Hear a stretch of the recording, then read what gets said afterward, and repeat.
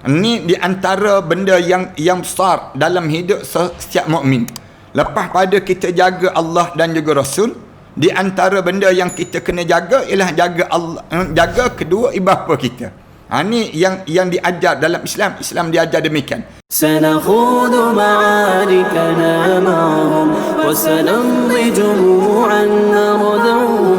Assalamualaikum warahmatullahi taala wabarakatuh. Alhamdulillahi rabbil alamin, wassalatu wassalamu ala asyrafil anbiya'i wal mursalin wa ala alihi wa sahbihi ajma'in. Subhanaka la ilma lana illa ma 'allamtana innaka antal alimul hakim. Rabbi shrah li sadri wa yassir li amri wa hlul 'uqdatam min lisani yafqahu qawli. Rabbi yassir wa la tu'assir wa tammim bil khair, amma ba'd. Para penonton dan sahabat-sahabat yang dirahmati sekalian, alhamdulillah kita syukur pada Allah kerana kita diberi lagi peluang oleh Allah untuk kita berbicara tentang mengenai satu persoalan yang akan kita lalui dalam kehidupan kita yang disebut dengan alam barzah. Di alam barzah ini ataupun masa yang kita akan berada dalam kubur nanti, kita hanya ada dua keadaan saja. Satu keadaan yang disebut dengan nikmat, satu lagi keadaan yang disebut dengan azab. Dalam perbincangan kita sebelum daripada ini, kita dah bincang panjang macam mana orang tu dapat nikmat dalam kubur. Ada di kalangan kita, bila masuk saja dalam kubur, tiba-tiba kuburnya menjadi taman pada taman-taman syurga. Tapi ada di kalangan kita yang bila masuk saja dalam kubur, tiba-tiba kuburnya menjadi kawah kepada kawah-kawah neraka, ataupun gaung kepada gaung-gaung azab yang akan berjumpa dalam kehidupannya. Kalau sekiranya diberi nikmat, roh kita ni akan melayang naik ke atas. Tapi kalau sekiranya kita diazab, roh kita ni akan tertanam ke dalam muka bumi ini sedalam 7 petala bumi yang digambarkan demikian. Bagaimana keadaan pada seseorang ini bergantung pada amalan yang kita buat di atas dunia ini. Kalau sekiranya kita jaga amalan-amalan kita ni, maka kita akan selamatlah bila kita masuk dalam kubur sekejap lagi. Tapi apabila kita tak jaga dalam hidup kita ni, amalan-amalan kita ni menyebabkan kita ni senang untuk diazab di dalam kubur nanti. Malam ni insya-Allah kita akan sebut beberapa amalan-amalan yang dapat menghindarkan kita daripada azab kubur. Dan kerana amalan ini jugalah yang menyebabkan kita ni terazab di dalam kubur kalau kita tak jaga beberapa amalan-amalan ini. Malam ni insya-Allah kita akan sebut berdasar pada yang diriwayatkan oleh At-Tabrani dalam Jami'ul Kabir, At-Tirmizi dalam Nawadil Al-Usul, Al-Asbahani dalam Kitab At-Targhib menuturkan riwayat daripada Abdul Rahman bin Samrah. Cerita dia berkata, pada satu ketika, satu hari Rasulullah sallallahu alaihi wasallam pernah bersabda sebagaimana berikut. Pernah Rasulullah sallallahu alaihi wasallam bangun-bangun daripada tidur, kemudian lepas pada semayang, begitulah Rasulullah duduk dengan sahabat. Lalu Rasulullah sallallahu alaihi wasallam cerita pada sahabat-sahabat. Cerita sahabatnya apa dia? Rasulullah sebut, semalam aku bermimpi melihat seorang daripada kalangan umat aku didatangi malaikat maut. Para hadirin sekalian kena faham ya, mimpi nabi-nabi ni merupakan wahyu. Di antara wahyu yang Allah jadikan kepada seorang nabi. Dan mimpi nabi ni bukan mimpi macam kita mimpi, tidak. Nabi ni kalau dia mimpi, itu satu pengajaran ataupun pelajaran yang perlu diambil di kalangan umat Nabi Muhammad sallallahu alaihi wasallam.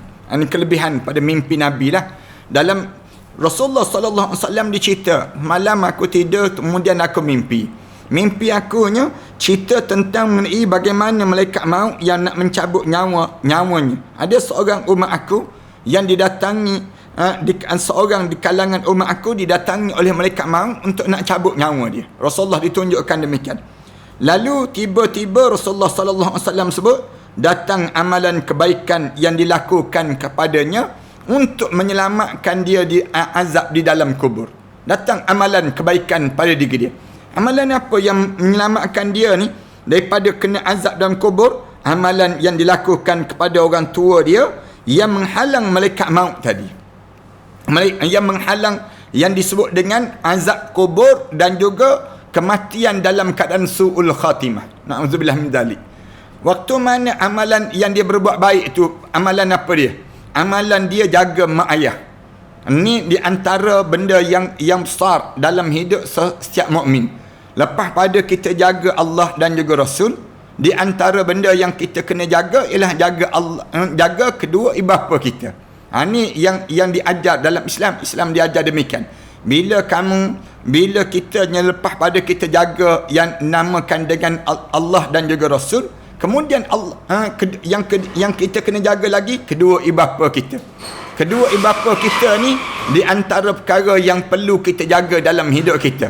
Sebab tu Allah Subhanahu Wa Taala sebut, wa qada rabbuka alla ta'budu illa iyyah wa bil walidaini ihsana. Allah Subhanahu Wa Taala sebut demikian. Allah sebut, aku nak tentukan pada kamu wa qada rabbuka alla ta'budu illa iyyah. Di antara benda yang kamu kena jaga sangat Allah dalam hidup kamu. Aku tentukan pada kamu dalam hidup kamu Allah jadi keutamaan. Kamu kena jadi wa qada rabbuka alla ta'budu. Jangan sekali-kali kamu sembah illa iyyah, kecuali kepada dia, yakni Allah. Yang kedua, wa bil walidaini ihsana. Yang kedua, mak ayah kamu kena buat ihsan. Para penonton dan sahabat-sahabat sekalian, saya nak sebut ramai di kalangan kita ni lagi tua mak ayah lagi tak boleh nak jaga. Ini di antara satu kecelakaan besar di kalangan orang kita. Orang kita ni bila semakin tua mak ayah, dia semakin sibuk nak jaga adik-beradik dia. Dia sibuk nak jaga pasangan hidup dia, sehingga dia tertinggal mak ayah. Jangan demikian para hadirin. Saya sebut banyak kali dah, orang lelaki ni di antara benda yang dia kena jaga sungguh dalam hidup dia yang disebut dengan mak dan ayah dia. Dan juga jangan sekali-kali orang lelaki ni dia sibuk jaga yang disebut dengan pasangan hidup dia sehingga tertinggal mak ayah dia. Ini di antara dosa yang sering kali dilakukan oleh kebanyakan orang-orang lelaki di zaman kita ni. Orang lelaki zaman kita ni, bila dia semakin berusia dalam hidup dia, dia sibuk nak jaga pasangan hidup dia. Mak dan ayah dia ditinggal begitu saja. Mak dan ayah dia tinggal duduk seorang-seorang dekat kampung halaman. Ataupun yang menyebabkan masing-masing saling tolak menolak, tak nak jaga mak ayah. Jangan demikian. Tak ada nilai langsung. Harta benda banyak macam mana pun, pangkat sebesar mana pun, kedudukan kita hebat macam mana pun, bila kita ni tak jaga mak ayah, mak ayah ni menjadi satu keutamaan pada diri kita. Lagi kita berumah tangga, lagi kita ada anak-anak, lagi kita ada jiran tetangga, lagi besar kedudukan kita, lagi hebat kita, semuanya semakin banyak tanggungan kita, semakin kita kena rapat dengan mak dan ayah kita. Kena jaga mak ayah kita. Sama ada mak ayah tu hidup ataupun mak ayah tu dah meninggal dunia. Yang ni kita jaga dua-dua dalam kehidupan kita ni. Waktu mana dia hidup pun kita jaga. Waktu mana dia meninggal dunia pun kita jaga. Islam dia ajar demikian. Jaga mak ayah ni jangan kita jaga waktu mana hidup je.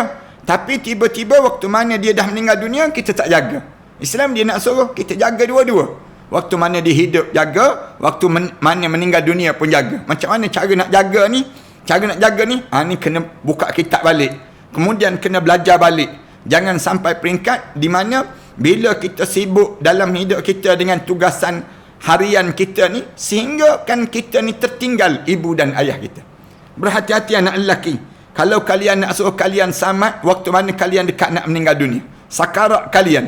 Kalau kalian nak suruh selamat, waktu mana kalian berada dalam kubur. Sakarat dan berada dalam kubur ni satu saat yang getir dalam hidup. Tak adalah masa yang paling sengsara dalam hidup kita, paling sukar untuk kita nak lalui dalam diri kita, masa sakarat dan masa yang kita berada dalam kubur nanti.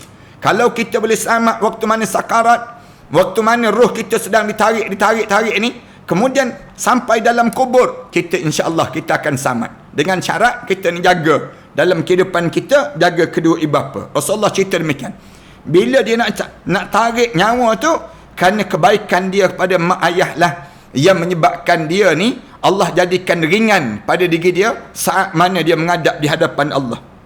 Kemudian Rasulullah sallallahu alaihi wasallam cerita lagi. Kemudian aku juga melihat salah seorang daripada umat aku yang telah dibentangkan baginya azab kubur. Ini Rasulullah sebut demikian. Ada di kalangan umat aku yang dia telah dibentang dah azab kubur untuk diri dia. Maknanya dia kena dah azab kubur. Lalu datang wuduknya untuk menyelamatkannya daripada azab tersebut. Yang kedua, Rasulullah cerita, ada dah umat aku tu yang Aku tengok dalam mimpi aku tu dia nak kena dah azab. Nak kena dah azab. Tiba-tiba wuduk dia ni datang. Wuduk dia ni menyelamatkan dalam hidup dia daripada apa dia? Azab kubur itu berlaku. Allahu Akbar. Yang ni yang kita kena faham juga pada diri kita. Hidup kita orang mukmin ni biar sentiasa berwuduk. Berwuduk je. Batal wuduk, ambil wuduk. Batal wuduk, ambil wuduk. Nak suruh kenapa ada wuduk ni? Bila seorang tu ada wuduk, dia dalam penjagaan. Tu dia panggil demikian. Bila kita ni hidup dalam keadaan wuduk, kita tak nak buat amalan boleh membatalkan wuduk dan kita tak akan terjebak dengan benda yang haram. Tu hebatnya orang yang ada wuduk. Bila kita ni sentiasa berwuduk, orang boleh nampak tanda ahli syurga tu wujud pada diri kita. Ini cara orang yang hidup. Tapi janganlah pula kita lepas pada ni sentiasa berwuduk kerana nak suruh orang kata. Tidak. Tapi orang boleh tengok orang yang wuduk ni Allah jadikan jernih wajah dia. Hidup dia dalam keadaan tak tertekan. Allah jadikan kemudahan bagi orang yang sentiasa hidup dalam keadaan berwuduk. Tuan-tuan jangan tertinggal tuan-tuan. Satu amalan yang mudah je kita buat. Jangan sampai hidup kita ni tak ada wuduk. Bila kita ada wuduk senang. Kita nak solat sunat. Senang untuk kita nak tutup aurat. Senang pada kita nak baca Quran. Menjadi kemudahan dalam diri kita ni hidup dengan keadaan sentiasa berwuduk. Di antara amalan kedua yang boleh menghindarkan kita daripada azab kubur, hidup dalam keadaan sentiasa berwuduk. Bila kita hidup dalam keadaan sentiasa berwuduk sampai kita mati dalam keadaan yang kita ni sentiasa berwuduk pada diri kita, sampai kita menghadap di hadapan Allah dalam keadaan demikian, yang menyebabkan di waktu ini kita hanya sentiasa dalam keadaan yang berwuduk dan berwuduk pada diri kita demikian. Kemudian aku melihat salah seorang daripada umat aku, yang ketiga diceritakan lagi, aku melihat salah seorang daripada umat aku dikelilingi oleh syaitan. Maksudnya dalam kubur lah. Saat mana dalam kubur dikelilingi oleh syaitan. Lalu bagaimana menyelamatkan diri dia? Yang ketiga ni Rasulullah sebut, lalu datang zikrullah yang pernah dilakukan dan berhasil menyelamatkan daripada kepungan syaitan-syaitan itu. Rasulullah sallallahu alaihi wasallam sebut, dalam mimpi aku tu aku tengok ada umat aku yang dikepung oleh syaitan. Maksudnya apa dia? Orang ni yang ni kalau diterekam, syaitan terekam dia, dengan dia terazab di dalam kubur. Itu akan terjadi pada diri dia. Lalu Rasulullah kata, yang boleh menyelamatkan dia daripada kepungan syaitan tu, syaitan yang mengepung untuk nak merosakkan diri dia. Apa dia? Zikrullah. Rasulullah sebut yang ketiga, sentiasa hidup ni berzikir pada Allah. Mulut kita ni, daripada kita bercakap hal orang, lebih baiklah kita bercakap tentang kita dengan Allah. Tentang kita dengan Allah ni dipanggil zikrullah. Daripada kita bercakap benda-benda yang tak ada manfaat, cakap jaga mulut kita ni, daripada kita sebut benda perkataan yang keluar daripada mulut entah apa-apa, lebih baiklah biar mulut kita ni bila kita sebut saja ayat-ayat Allah Subhanahu Wa Taala, bila kita bercakap sentiasa ingat zikrullah, zikir kepada Allah Subhanahu Wa Taala yang menjadi amalan pada diri kita. Saya sebut banyak kali lah pada kita semua kan. Saya sebut biar mulut kita ni kan, bila kita diam kita diam zikir. Bila kita diam fikir. Bila kita bercakap, cakap kita ni zikir. Itu sifat orang mukmin. Jangan suka bercakap benda yang entah apa-apa. Saya tengok ada budaya di kalangan kita ni, yang terakhir ni main game. Main game tu tak apa, tapi mulut dia tu. Mulut sambil main game tersebut cakap benda-benda yang tak ada manfaat. Cakap nak suruh orang kita ni buat itu, buat ini dan sebagainya. Semua benda tersebut kena jaga-jaga pada diri kita. Jangan bazirkan suara kita ni dengan kalimah-kalimah yang sia-sia. Tetapi mulut kita ni biar kita sentiasa zikrullah. Zikir pada Allah. Mulut kita diam-diam hasbi Allah wa ni'mal wakil, ni'mal maula wa ni'mal nasir. Cakap jalan sikit seorang-seorang pun mulut kita ni sebut subhanallah wa bihamdih, adada khalqih wa ridha nafsih wa zinata arsyih wa midada kalimati. Jangan kerak sangat sebut bosan dia. Duduk seorang-seorang bosan, boring lah dia sebut demikian. Manfaat apa kamu sebut kalimah demikian? Lebih baiklah kamu sebut subhanallah, alhamdulillah. Kita sebut kalimah-kalimah demikian. Bila kita sebut boring, kita sebut bosan, kan anak-anak kita sekarang ni datang mengadu, bosanlah duduk kat rumah. Kadang-kadang isteri pun sebut, bosan dah, boring dah duduk kat rumah, misal contohnya. Masing-masing sebut benda demikian. Benda apa kita dapat? Daripada kita sebut begitu, baik kita sebut subhanallah, inna lillah, kalimah-kalimah yang berzikir pada Allah. Jauh menyenangkan jiwa seseorang. Bila kamu sebut kalimah-kalimah yang tak ada manfaat ini, benda apa yang untung? Syaitan yang untung. Syaitan kata, aku memang nak suruh kamu sebut macam tu lah. Kalau kamu boleh sebut kalimah-kalimah begitu, menyebabkan yang untung ialah aku, katanya syaitan. Kita jangan demikian. Hidup kita ni biar sentiasa berzikir dan berzikir kepada Allah. Zikrullah ni sentiasa menjadi amalan dalam kehidupan kita.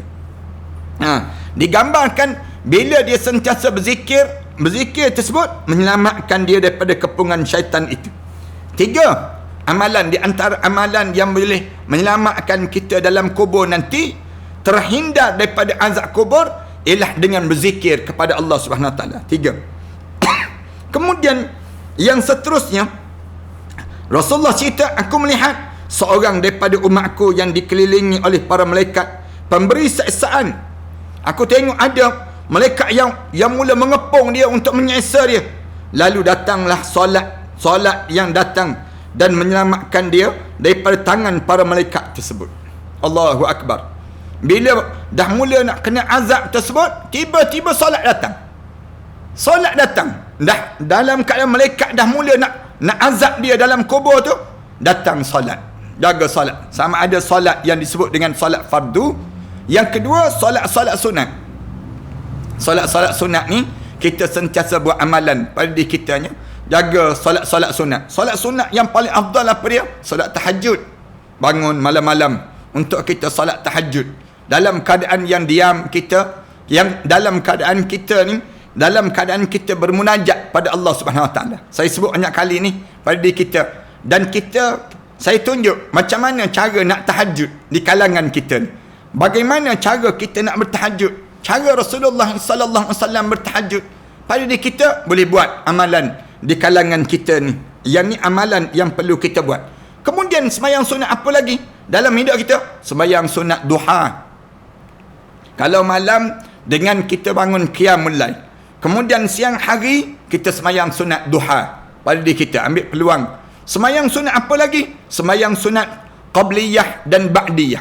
Sebelum dan lepas pada solat. Ini sembahyang sunat yang kita boleh buat. Sembahyang solat sebelum solat fardu, kita sembahyang sunat lebih dahulu.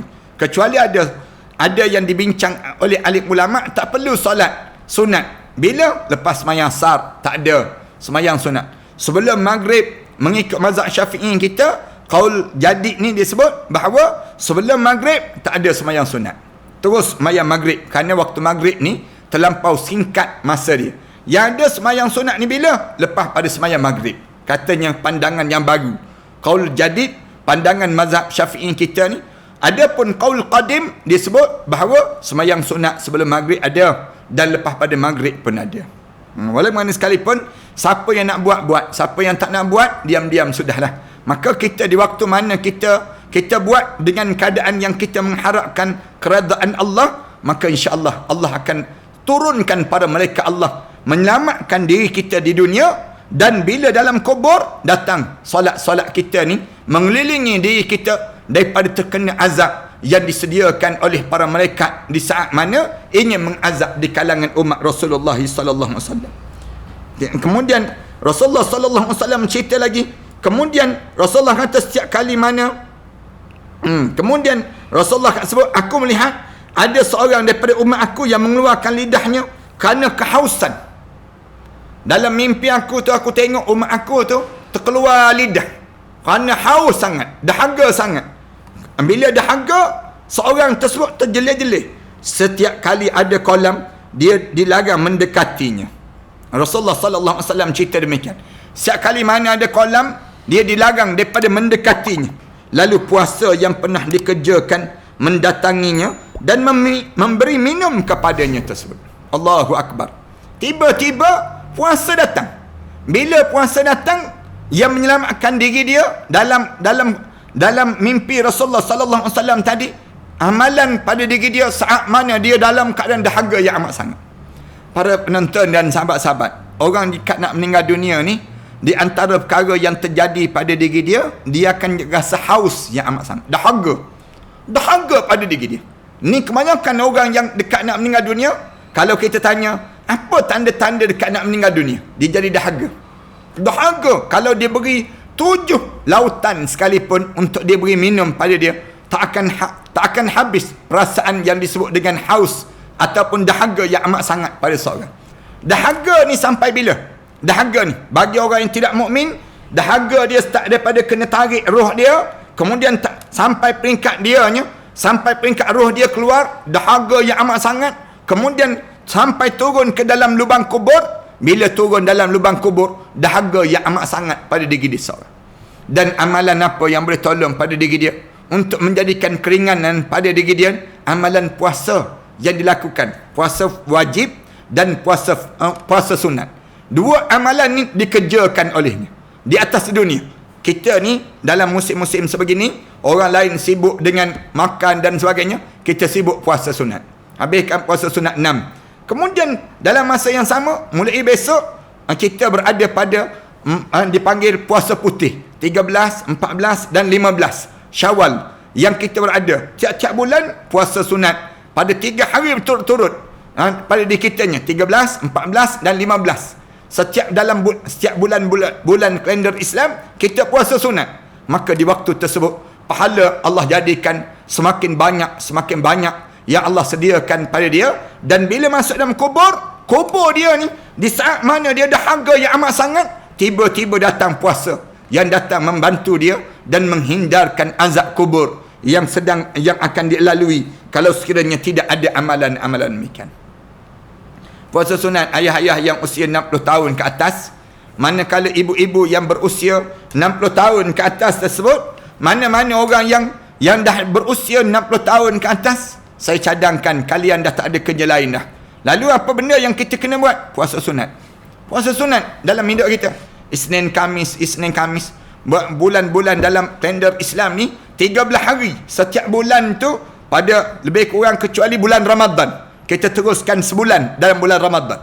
Bulan-bulan lain, bulan 13, 14 dan 15 dipanggil puasa putih. Kita buat amalan puasa demikian. Supaya apa dia? Kalau orang tanya, kenapa puasa demikian? Mudah-mudahan kita akan jadi ringan di saat di dalam kubur nanti. Puasa kita membantu kita waktu mana kitanya berada dalam kubur supaya tak terkena azab kubur yang berlaku setiap di kalangan umat manusia ini sendiri. 5. Kemudian Rasulullah cerita lagi, aku melihat seorang daripada umat aku sedangkan para nabi duduk mengelilinginya. Setiap kali mana dia mendekati garis lingkaran itu, mereka mengusirnya. Lalu mandi janabah yang pernah dilakukannya mendatanginya untuk menyelamatkan dan mendudukkan dia di sampingnya. Allahu Akbar. Ada orang yang Nabi ada, kemudian ada orang yang nak datang, tapi ada benda yang tertolak, tak boleh datang dekat. Bila begitu, kerana apa dia? Kerana najis orang ni. Lalu bila dia mandi bila dia sentiasa jaga mandi janabah. Orang mandi janabah ni, mandi maksudnya apa dia? Baru masuk Islam, dia wajib mandi junub, dipanggil demikian. Mandi hadas besar, membuang hadas besar ini. Ataupun bila dia bersama suami isteri, dia jaga masalah mandi ini sendiri. Ramai orang kita ni tak jaga ni, tak reti di kalangan kita ni. Ramai mana orang kita tak belajar perkara-perkara demikian. Dia bersama suami isteri, kemudian lepas tersebut dia tinggal begitu, dia tak mandi wajib. Dia pergi kerja, kemudian dia pergi dalam keadaan dia tak solat dan seumpama. Yang menyebabkan akhirnya kotor, dia dalam keadaan kotor. Ada orang yang tak mandi janabah, tak mandi wajib lagi, pegang Quran, baca Quran pada diri dia. Suasana yang berlaku demikian menyebabkan pada seorang ini, menyebabkan diri dia sendiri menanggung lagi bebanan dosa-dosa yang lain. Mandi janabah ni kena jaga betul-betul. Orang kita ni jangan malas nak jaga mandi janabah. Nak mandi sampai ke muncak, Allah ajar supaya kita mandi juga bila mandi, waktu mana dimandikan orang meninggal dunia. Orang meninggal dunia wajib dimandikan dia. Jenazah ni wajib mandi, dipanggil. Kenapa wajib dimandikan jenazah ni? Kecuali orang mati syahid. Orang mati syahid tak perlu. Kerana apa dia? Nak suruh dia menghadap depan Allah dalam keadaan bersih, yang tidak ada lagi gangguan-gangguan pada jasad dia ni sendiri. Tuan-tuan tengok amal ibadah Islam ni kan, hebat tak hebatnya Islam. Dia jadikan mandi itu dapat pahala. Mandi itu dapat pahala. Beza dengan orang yang bukan Islam. Orang bukan Islam ni, bagi diri mereka tak peduli mandi bagaimana keadaan, bagaimana orang bukan Islam, pada mereka tak kisah tentang mandi ni sendiri. Tapi Islam dia ambil kira mandi itu, bila kita mandi menandakan kita sedang buat pahala, kita sedang beribadah kepada Allah Subhanahu Wa Taala. Ni tak malas nak mandi pun ada juga yang malas. Tapi alhamdulillah orang Melayu kita ni mandi rajin, dia jaga juga mandinya. Tapi dalam masa yang sama dia tak niat mandi tersebut, mandi sunat ke, mandi wajib ke, ataupun mandi adat dalam hidup. Biar kita ni mandi kita ni dapat pahala. Tuan-tuan kena beza tuan-tuan dalam hidup kita. Macam mana nak suruh mandi dapat pahala? Niatlah dalam hati kita ni. Bila kita mandi itu kita niat, sengaja aku buang segala hadas-hadas kecil kerana Allah Taala, ataupun sengaja aku buang hadas-hadas besar kerana Allah Taala. Pada diri kita niat, ya Allah tolong bersihkanlah diri aku sebagaimana aku mandi ni bersih daripada kekotoran luar, maka aku harap supaya kamu bersihkan kekotoran dalam. Itu cara dalam hidup kita mandi. Dia panggil demikian. Mandi itu dapat pahala dalam hidup kita. Tambah-tambah zaman Covid ni sendiri. Zaman Covid ni, bila kita sentiasa jaga kebersihan, mandi, menyebabkan kita jauh lebih membawa keuntungan dalam kita beribadah kepada Allah Subhanahu Wa Taala. Saya setuju dengan pandangan seorang syekh daripada Al-Azhar. Saya lupa nama dia, Syekh Dr. Abdul Razak tak silapnya. Dia sebut bahawa daripada kamu guna sanitizer tu, dia kata daripada kamu buat demikian, lebih baik kamu berwuduk. Dia sebut, bila kamu ambil sanitizer, kamu basuh tangan kamu, mati dua-dua kuman yang baik pun mati, kuman yang buruk pun mati. Dia kata yang ni, dia kata yang ni tak ada faedah. Orang meniaga memang dia nak macam tu, tapi dia kata cuba kamu ambil pendekatan Islam apa dia? Basuh je, bersih, ambil wuduk ataupun mandi janabah, menyebabkan di waktu tersebut kamunya sentiasa dalam keadaan yang menghidupkan kuman yang baik, dan kuman yang buruk saja yang keluar daripada jasad tubuh badan kamu tersebut. Betul pandangan yang demikian. Macam tubuh badan kita ni ada dua-dua Allah jadikan. Darah putih, darah merah. Ada pada diri kita. Ada pada diri kita ni, untuk nak seimbang Allah jadikan demikian. Ada kuman-kuman yang baik, ada kuman-kuman yang buruk dalam tubuh badan kita. Kita buang kuman yang buruk saja. Manakala kuman yang baik ataupun mikroorganisma yang baik-baik ni biar kekal dalam tubuh badan kita. Itu cara bagaimana orang mukmin dia memahami keadaan pada diri dia. Mandi janabah menjadikan yang elok-elok tu sentiasa kekal dengan tubuh badan kita. Manakala yang jahat dia terkeluar bila kita mandi janabah. Berlaku pada diri kita demikian. Satu Rasulullah kata, bila aku tengok dia nak cuba dekat dengan para nabi, tak boleh, kerana dalam lingkungan nabi ni kawasan bersih.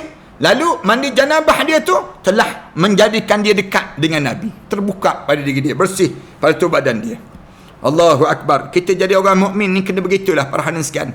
Bila kita hidup di atas dunia ni, kena kita berebut di kalangan kita untuk dapatkan semakin baik kita dengan Allah, dekat dengan Allah Subhanahu Wa Taala.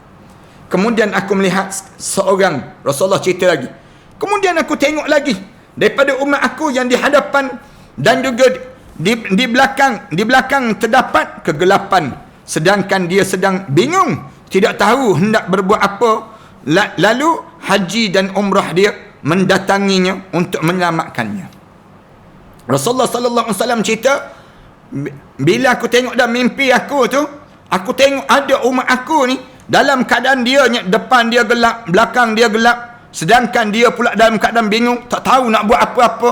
Bila dalam kubur demikian, yang tiba-tiba yang menghindarkan suasana dia tu dalam keadaan sebegitu, macam mana pada diri dia? Datang ibadat umrah dan haji dia.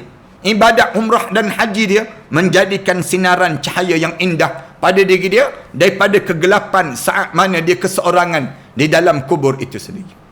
Allahu Akbar. Suatu kita jangan pedulikan kata-kata orang. Bila kita ada rezeki, Allah bagi. Cuma sekarang ni tak boleh lah. Pada kita ni tempoh PKPB ini, di mana kita tak dibenarkan untuk keluar negara dan sebagainya. Kalau kita ada peluang saja untuk pergi buat umrah, pergi buat umrah. Cukup rezeki kita pergi buat. Dia panggil demikian. Haji demikian juga. Haji dan umrah ni menyelamatkan kita di dalam kubur nanti.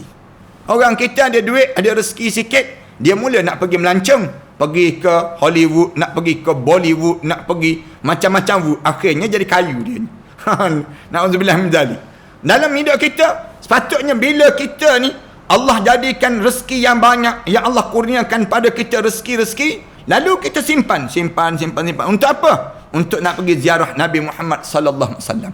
Nak buat umrah dalam hidup kita. Orang tanya, kenapa buat umrah? Supaya kubur saya bercahaya dan saya selamat dalam keadaan kegelapan. Saya sorang-sorang dalam kubur nanti. Allahu Akbar.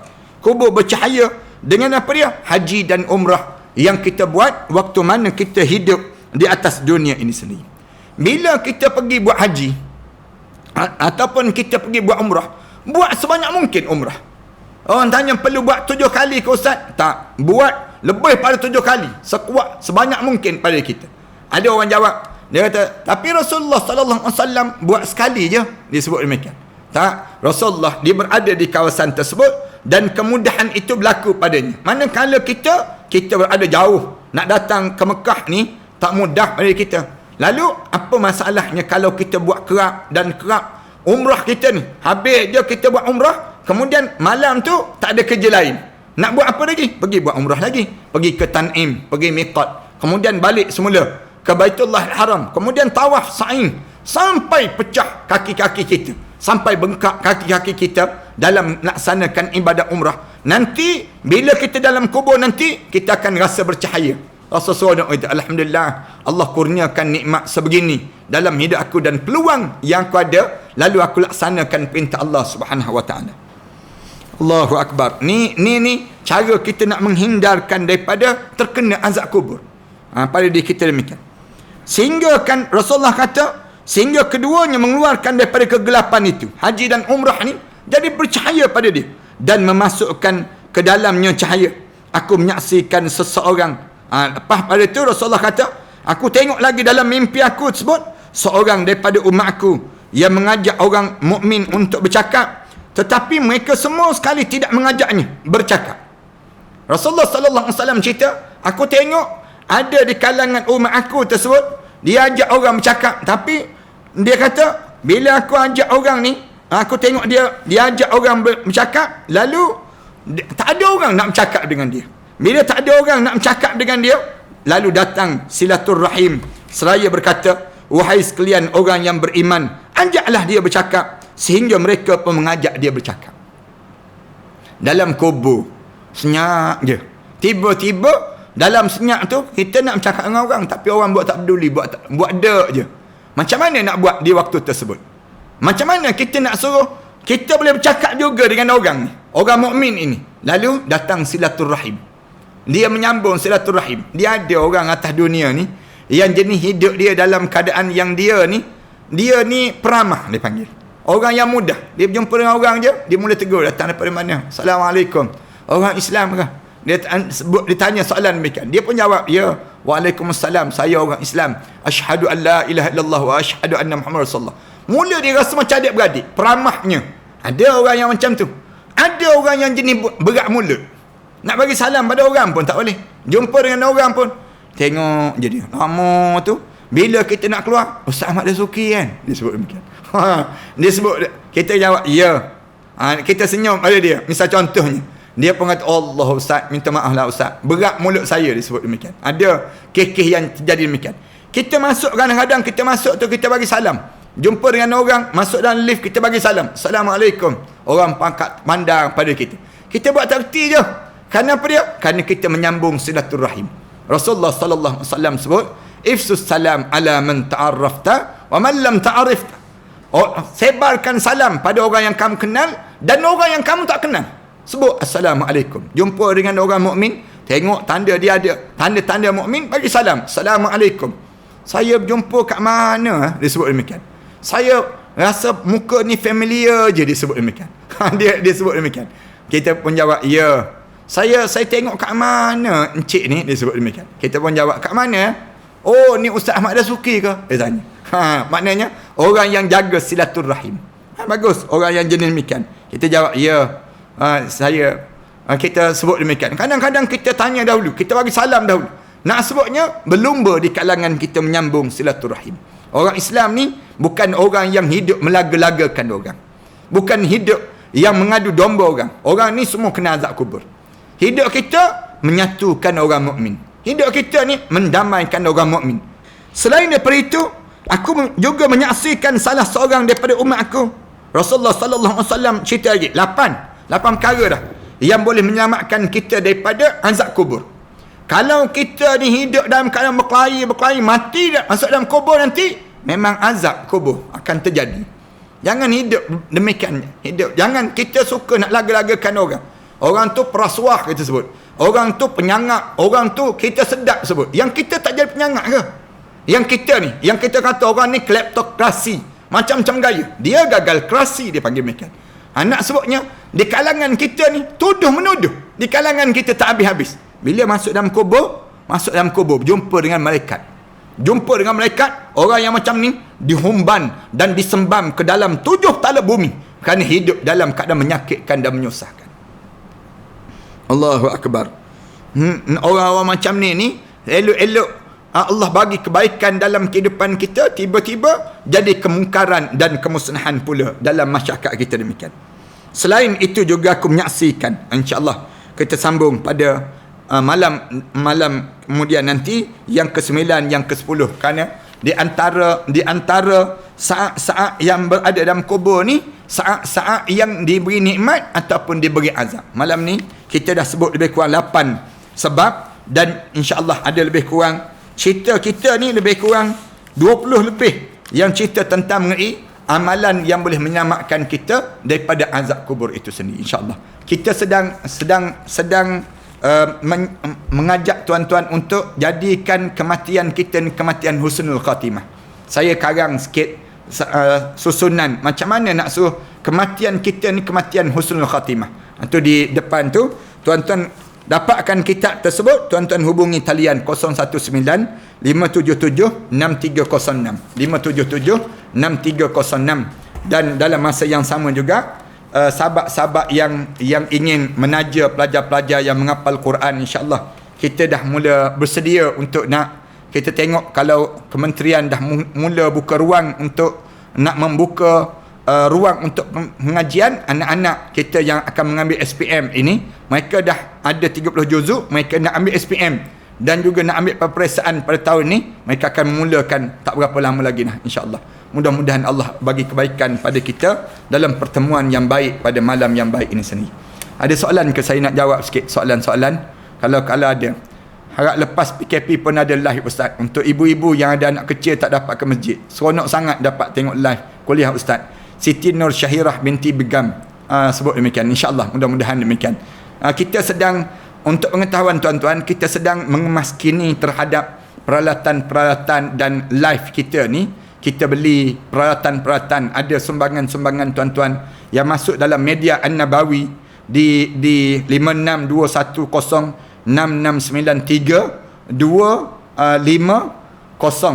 tu yang ada kat bawah tu, tuan-tuan boleh tengok sekarang tu.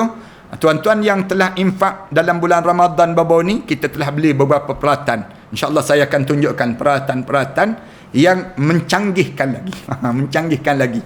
Mudah-mudahan lepas pada ni kita sama-sama dapat manfaat. Saya ucap terima kasih banyak-banyaklah pada sahabat-sahabat yang turut sponsor, turut menaja dan memberi sokongan kepada kami dalam menggerakkan program-program yang sebegini. Alhamdulillah, malam-malam sebegini kita penuhkan masa-masa kita ni dengan mentaati perintah Allah, duduk dalam majlis ilmu dalam suasana PKP sebegini, insya-Allah. Ada pertanyaan yang lain yang ditanya sahabat-sahabat ni? Betul ke nombor ni admin kena call dulu, call dululah nak transfer nanti. Ya. Telefon insya-Allah. Call dulu pun boleh, insya-Allah, mudah-mudahan demikian. Ni nombor talian 014 8111 banyak 4 kali 1 tu 32. Betul nombor telefon tersebut. Ya, Puan Zaitun tanya soalan demikian. Kemudian, Assalamualaikum Ustaz, berapa bulan nak bawa Syahnas Balqis tanya soalan demikian. Assalamualaikum Ustaz, berapa bulan sebelum ibu saya meninggal, kakak saya bermimpi yang ibu saya meninggal. Apakah interpretasi mimpi ini daripada segi Islam? Sebenarnya petanda pun boleh terjadi di kalangan kita. Allah jadikan petanda awal untuk kita bersiap sedia kehilangan saat demikian. Nak suruh kitanya, yang pertama kita kena bersiap yang tersebut. Yang kedua, mempersiapkan ibu kita supaya meninggal dunia dalam keadaan husnul khatimah. Ada orang yang diberi tanda-tanda demikian. Allah bagi melalui mimpi. Mimpi yang orang yang akan meninggal dunia. Mengikut Ibn Sirin, yang penafsir mimpi Islam, kalau kita mimpi terhadap kematian, kita tengok jenazah kita sendiri, kita mimpi tengok jenazah kita dimandi dan sebagainya, biasanya umur kita jadi panjang. Umur kita ni panjang. Tapi kalau kita mimpi orang yang meninggal dunia, orang tertentu yang meninggal dunia, ada kemungkinan mimpi itu menunjukkan orang tersebut akan meninggal dunia, dan kita diminta supaya selamatkan dia daripada kematian dia dalam keadaan su'ul khatimah. Pastikan dia mati dalam keadaan husnul khatimah. Itu cara yang terbaik untuk diri kita lah. Ustaz, nak tanya, boleh ke buat korban untuk ibu bapa saya yang dah meninggal dunia? Saya nak suruh gini, kalau dia wasiat, maka bolehlah. Sekali saja. Tapi kalau dia tak wasiat, maka tak perlulah kita nak buat ibadah korban ini. Kecuali kalau kita buat juga jadi sedekah. Boleh kita buat, tapi jadi sedekah sajalah. Sampai juga pahala tersebut pada ibu arwah ayah kita, arwah ibu kita. Tapi di sudut keutamaan bila buatlah ibadah korban ni waktu mana kita masih lagi hidup. Maksud kita hidup ni jangan tertinggal walaupun setahun peluang untuk kita buat ibadah korban. Ada orang kata kena buat tiap tahun ke Ustaz? Ya, buat tiap tahun. Mudah-mudahan bila kita menghadap depan Allah nanti, binatang yang kita korban tu akan menyelamatkan kita daripada azab kubur dan memudahkan kita masuk dalam syurga Allah Subhanahu Wa Taala. Assalamualaikum Ustaz, apakah tanda seorang itu bakal dijemput oleh Allah? Oh, panjang. Tanda dia dah mula beruban. Tanda Danish Hakim Al-Jawhari tanya dalam YouTube, tanya soalan, bakal dijemput oleh Allah. Tanda dia Allah bagi penyakit.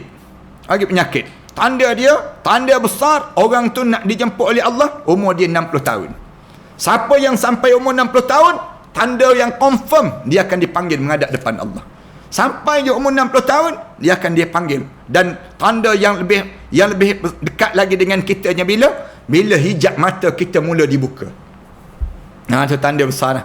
Hijab mata kita mula dibuka, kemudian kita nampak tempat kita mula nampak duyun-duyun para malaikat Allah turun. Maka di saat tersebut kita akan dipanggil menghadap di hadapan Allah, dan kita tak sempat dah nak buat yang amalan yang lain di saat tersebut, kecuali kita hanya boleh berzikir dan kita mengucap 2 kalimah syahadah supaya kita ni mati dalam keadaan husnul khatimah. Dan ada beberapa amalan-amalan yang dipakai, yang digunakan ini insya-Allah.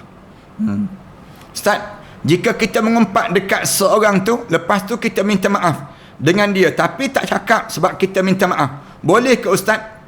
Syahmi Azim tanya soalan demikian. Kita mengumpat dia, lepas tu kita minta maaf tapi kita tak cakap yang kita mengumpat tu, boleh ke tak boleh? Kita kena, ulama ada bahagian ulama kata kena sebut dosa apa yang kita buat. Tapi kalau bau mudarat jangan sebut. Jangan sebut. Dia kata, oh menatang ni rupa-rupanya yang mengumpat aku je, aku tak halal dunia akhirat. Maka tak boleh lah, tak payah sebut lah. Tapi kalau kita sebut, menjadikan dia lembut hati. Dia kata, awak buat apa pada saya? Dosa apa awak dengan saya? Dia pun jawab, dosa saya mengumpat dengan awak. Lalu dia pun kata, Allah mengumpat, saya tak pandang langsung mengumpat. Saya ni macam Abi Dhamdham, turun daripada rumah, saya belajar daripada Abi Dhamdham, seorang sahabat Rasulullah kata, kenapa kamu tak jadi bagaikan Abi Dhamdham? Abi Dhamdham tiap kali mana dia turun saja daripada rumah dia sebut terus pada Allah, ya Allah, aku sedekahkan semua air muka aku, semua maruah dia aku pada siapa yang cakap tentang keburukan aku. Aku sedekah pada dia, ya Allah. Abi Dhamdham dia sebut demikian. Aku tak baca, aku tak akan dakwa dia di padang mahsyar Allah Subhanahu Wa Taala nanti. Ada orang yang jenis demikian. Normah Yusuf, admin, soalan saya belum jawab lagi. Admin tolong scroll di atas soalan saya. Normah Yusuf tanya soalan, saya tak tahu tu. Normah, Ustaz, zikir apa? Zikir apa tangan dan di mulut tapi berat di timbangan? Zikir apa yang perlu kita buat di mulut kita dan berat timbangan? Dan amalan apa nak dekat dengan Allah? Allahu Akbar. Zikir subhanallah walhamdulillah wala ilaha illallah wallahu akbar tu zikir yang memberatkan timbangan di akhirat Allah Subhanahu wa taala nanti. Wala haula wala quwata illa billah. Kemudian apa? Amalan apa yang nak suruh kita dekat dengan Allah? Amalan sujud pada Allah. Paling dekat. Tak adalah masa yang paling dekat seorang hamba dengan Rabbnya ialah kecuali pada masa sujudnya pada Allah Subhanahu wa taala. Itulah amalan yang paling dekat dengan Allah Subhanahu wa taala. Kasim Eastern Saad tanya, Assalamualaikum Ustaz, jika hutang tidak sempat dibayar kerana orang kita berhutang telah meninggal dunia, pohon pencerahan Ustaz. Jika tak sempat dibayar kerana orang yang kita berhutang telah meninggal dunia, pergi jumpa dengan keluarga dia, serah pada keluarga dia, kerana sudah menjadi harta pusaka kepada mereka yang kita berhutang tadi, bagi pada keluarga dia. Itu hak yang sepatutnya, yang mesti sampai pada keluarga dia. Kita bagi tahu pada mak dia, mesti dia ada anak dia, mesti dia ada mak, mesti dia ada adik-beradik, mesti dia ada. Bila ada orang tersebut, bila dia ada, kecuali dia kalalah seorang yang mati dalam keadaan tak ada orang lain, mak dia mati, ayah dia mati, adik-beradik dia dah mati, ataupun tak ada orang yang demikian, baru kita serah pada Baitul Mal. Wallahu alam. Kemudian Hajjah Nur Hayati Ismail tanya, Ustaz, seminggu sebelum adik meninggal dunia, dia ada maklum yang dia akan mati. Allahu Akbar. Betapa dia mengetahui dirinya akan pergi. Ya, dia rasa orang nak meninggal dunia ni, Allah bagi pada dia tanda-tanda. Cuma dia belajar ke tak belajar dia. Dia perasan ke tak perasan. Ada orang yang dia perasan, dia akan sebut. Ada orang, saya ni macam nak mati je, dia sebut. Macam nak mati je. Maknanya, bila dia sebut macam dia nak mati tu, tanda di waktu tersebut dia ni semakin dia rasa, ataupun dia kerap mendengar kuliah-kuliah. Bila dia dengar kuliah, Allah akan bagi pada dia tanda-tanda kematian itu berlaku pada diri dia. Untuk cara demikian. Allahu Akbar. Ustaz, kawan saya sudah tak ada, tapi saya rasa dia masih hidup lagi. Adakah tanda itu husnul khatimah? Ya, kebaikan dia terasa walaupun dia sudah meninggal dunia. Kadang-kadang ada orang yang baik-baik ni, dia meninggal dunia, tapi dia rasa masih lagi hidup bersama dengan kita. Terasa. Kenapa dia? Kerana dia baik. Tapi cuba orang yang jahat, bila dia meninggal dunia, orang yang hidup atas dunia ni sebut, beruntungnya kita, ringan je rasa dunia ni. Hidup ni rasa aman je, tak ada si jahat tersebut. Tapi kalau orang yang soleh, bila dia ni dalam keadaan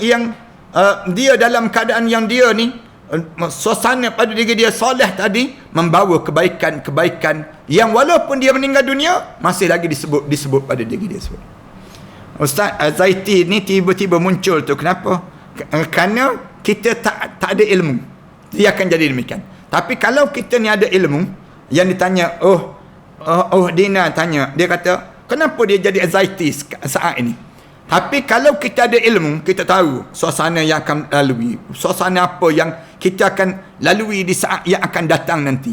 Itu tanda kita ni akan rasa tenang, lapang, dan kita akan rasa seronok. Kalau berlaku kematian pada kita akan rasa nikmat. Kenapa? Masa kerehatan dalam kita mentaati perintah Allah Subhanahu wa taala.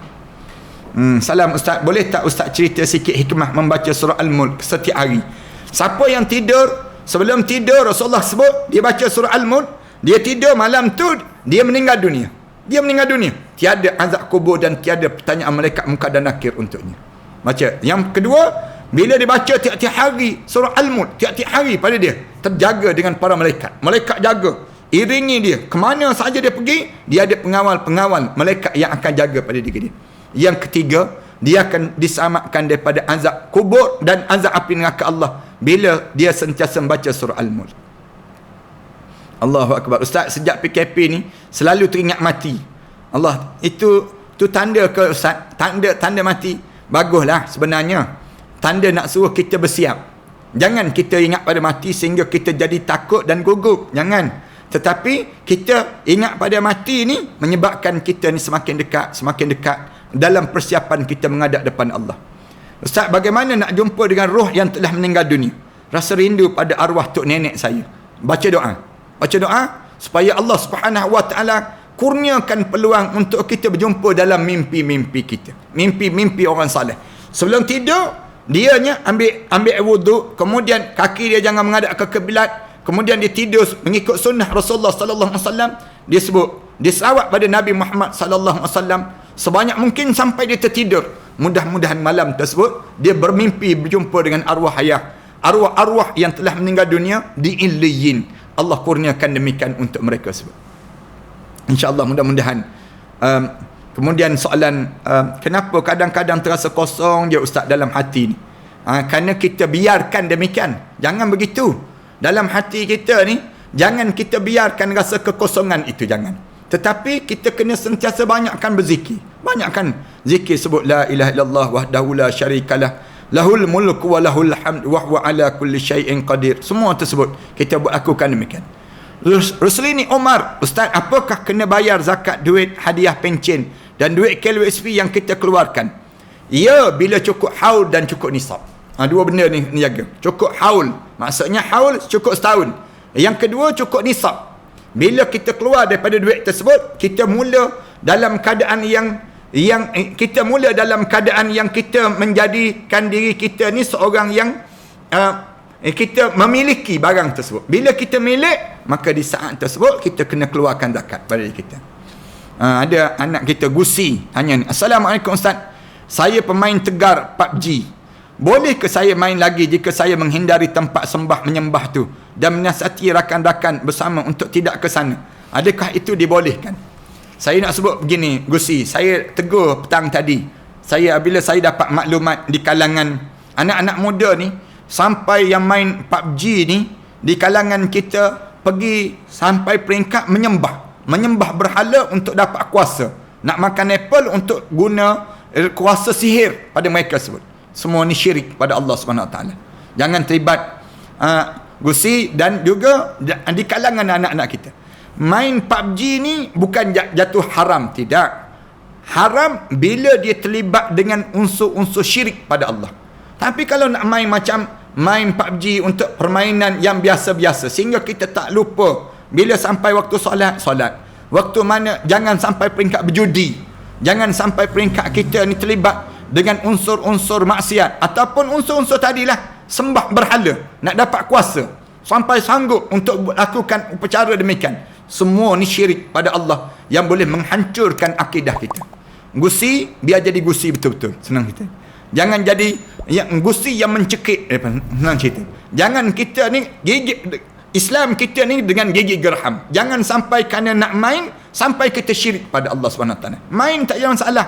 Islam tak larang main.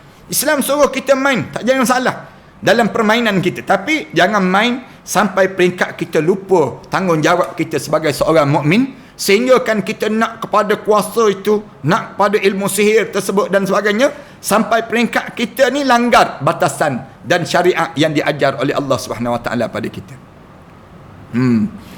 Kemudian Cikgu Bat, Assalamualaikum Ustaz, esok bolehkah kalau nak puasa diniatkan qada, puasa 6 dan puasa 6 dan puasa hari putih? Ya, boleh Cikgu Bat. Boleh untuk kita nak puasa yang diniatkan dalam keadaan demikian. Tak ada masalah pada diri kita. Untuk digabungkan semua. Puasa qada, puasa 6 dan puasa hari putih. Ya, boleh. Sebab yang wajib boleh digabungkan dengan yang sunat. Tak boleh digabungkan wajib dengan wajib. Qada dengan nazar tak boleh. Itu tak boleh demikian. Danish Hakim Al-Jawhari, Ustaz, adakah ada doa untuk jumpa Rasulullah dalam mimpi kita? Selawat pada Rasulullah sebanyak 70,000 kali sebelum tidur. Mudah-mudahan sentiasa buat amalan menghidupkan sunnah Nabi sallallahu alaihi wasallam, akan mimpi berjumpa dengan Rasulullah sallallahu alaihi wasallam. Assalamualaikum Ustaz, nak tanya, adakah duit pencen arwah tergolong sebagai harta pusaka? Duit pencen tak tergolong. Ulama-ulama kata duit pencen tak tergolong, kerana pencen tadi dia akan bagi kepada dia telah namakan isteri dia. Isteri tersebut layak untuk dijaga bagi mereka tersebut, kecuali dia wasiat awal-awal, dia bagi tahu awal-awal. Duit pencen pun jadi harta pusaka, dia sebut demikian. Ustaz, macam mana pula kalau mengamalkan Sayyidul Istighfar? Sama juga ke dengan hikmah amalkan surah Al-Mulk? Tak sama. dia ada kelebihan tersendiri. Surah Al-Mulk dan Sayyidul Istighfar tak sama. Nur Zatil tanya soalan demikian. Maknanya tak sama, ada kelebihan yang tersendiri pada diri kita. Adha syuhada, Ustaz, apa perlu kita buat kalau kita dah lama menderita sakit kerana khianat dan santau dari orang yang kita kenal sehingga sakit dan selalu sawan ibu saya? Sabarlah banyak-banyak. Semua kesakitan itu Allah Subhanahu wa taala kurniakan ganjaran pahala untuk memudahkan kita masuk dalam syurga Allah Subhanahu wa taala. Dalam hidup kita ni, pada diri kita orang nak buat khianat tu kerja dia buat dosa. Manakala kita biar sentiasa dapat pahala. Macam mana kita nak dapat pahala? Kita bertahan dengan ujian Allah ini. Bila kita boleh bertahan, maka kita akan dapat pahala ganjaran yang banyak yang Allah sediakan dalam hidup kita. Dalam siaran sebegini, tuan-tuan, pakar-pakar di kalangan kita maklum pada sahabat-sahabat dan tolong share di kalangan kita. Dan saya nak ucap sekali lagi terima kasih banyak-banyak di atas infak tuan-tuan ataupun sumbangan tuan-tuan pada media An-Nabawi, sehingga kan kita menyediakan beberapa prasarana, beberapa kelengkapan, dan alhamdulillah rezeki yang Allah Subhanahu wa taala sumbangkan melalui tuan-tuan tadi, mudah-mudahan Allah jadikan pahala yang berpanjangan sampailah ke dalam syurga Allah Subhanahu wa taala. Kita harap supaya peralatan-peralatan yang kita beli, kamera yang kita beli, kemudian stand yang kita beli dan sebagainya yang telah tuan-tuan sumbangkan itu, dan juga yang tak menyumbang tersebut, kita harap semua di kalangan kita mati masuk dalam syurga Allah Subhanahu wa taala. A'udzubillahi minasyaitanir rajim. Bismillahirrahmanirrahim. Alhamdulillahirabbil alamin.